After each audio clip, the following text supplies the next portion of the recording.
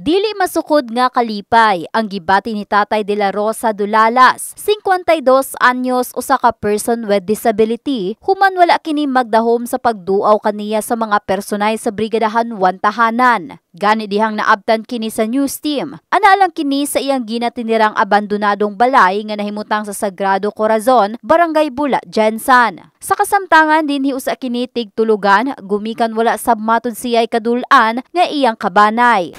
Kuha na lang ko, gusto ko mong simba, di kay ikaw kasimba, kay yung nanay akong kahimtang. Ako ra isa, layo man simbahan. Magkuha na ni katuig, 4 years na. Taas akong sugar, niabot og 500. Pasalamat po sa akong doktor. Gaampo, sino, manintag na ako yung grasya nga, na maluoy sa kuha. Salamat ko sa Ginoo. Dunggo na akong pag-ampo. Mga silingan na lang matod niya ang panagsa nga nagatunol kaniya og makaon. Mayo na lang matod kini nga siya makasurvive sa pang-adlaw-adlaw. Naluoy sila sa kuha. Pagkaon, tagaabog ko nila. Say, di ko matagaan. Palit lang kong biskwit sa tindahan. Gainom kong tambal, na way sulod akong tiyan, basig madaot akong tinai. Maigo po akong kidney. Munang say, kung kaon, palit kong biskwit. Suter mo lang na ako.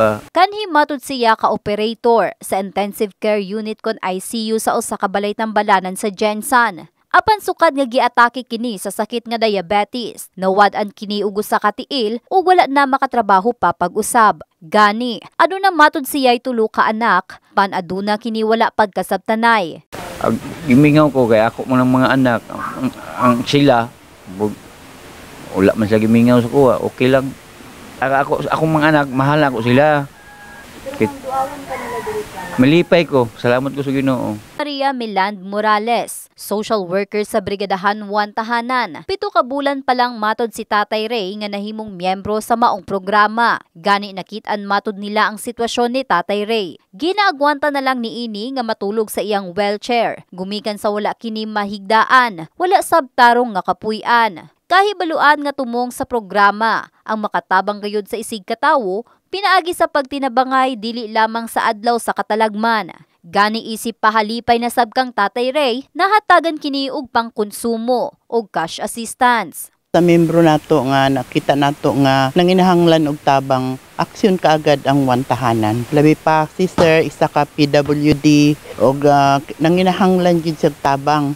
Naagyod ang 1 tahanan, Brigadahan 1 tahanan sa pagtabang. Sa mga gustong mo-extend sa ilang blessings ngadto sa mga nanginahanglan o sa mga gustong mamahimong volunteer, dangup lang sa buhatan sa Kabrigada Foundation Incorporated, NLSA Road, Barangay Lagao, General Santos City. Nalipay ko.